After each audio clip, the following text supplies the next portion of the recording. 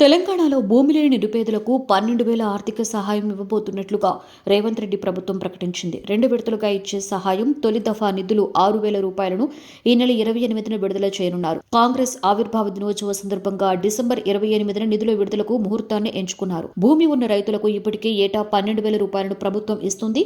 కాంగ్రెస్ వచ్చిన తర్వాత ఆ ప్రక్రియకు బ్రేక్ పడింది. దీన్ని సంక్రాంతి నుండి ఇస్తామంటూ ప్రభుత్వం చెబుతోంది. అంతకంటే ముందు భూమి లేని రైతులకు సహాయం చేయాలని భావిస్తోంది. అయితే అర్హుల ఎంపిక చేస్తారు. ఎన్ని కోట్లు ఖర్చు కానుంది అనే చర్చ మొదలైంది. అసెంబ్లీ సమావేశాలలో ఈ పథకంపై ప్రభుత్వం క్లారిటీ ఇచ్చే అవకాశం ఉంది. ఈ ఏడాది మొదట్లోనే ఈ పథకంపై ప్రభుత్వం ప్రకటన చేసింది. ఇప్పుడు అమలు చేసేందుకు కసరత్తు చేస్తోంది. అర్హులను ఎలా ఎంపిక చేస్తారు, అర్హులు ఎవరు, ఎంతమందికి ఆ నిధులు అందజేస్తారు అనే వివరాలు సభలో ప్రకటించే ఛాన్స్ ఉందనే టాక్ నడుస్తోంది. తెలంగాణలో భూమి లేని పేదలను గుర్తించేందుకు ఎలాంటి సర్వే ఇప్పటి వరకు ప్రభుత్వం చేపట్టలేదు. 10 ఏళ్లుగా చాలా రకాల సర్వేలు ప్రకటించినప్పటికీ ఈ భూమి లేని నిరుపేదల విషయంలో ఎలాంటి లెక్కలు లేవని తెలుస్తోంది.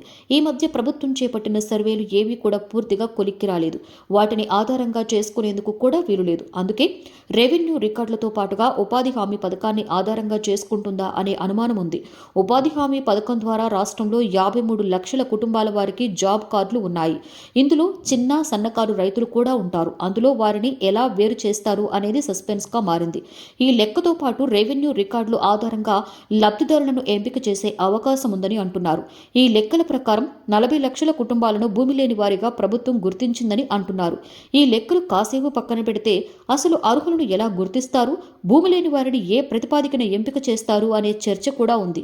ఎంతలా కుదించినప్పటికీ కూడా 25 నుండి 30 లక్షల కుటుంబాలకు మాత్రం ఈ పథకాన్ని వర్తింప చేయవలసి ఉంటుంది. అంటే దాదాపుగా 15,000 నుండి 18,000 కోట్ల రూపాయలు ఖర్చవుతుంది.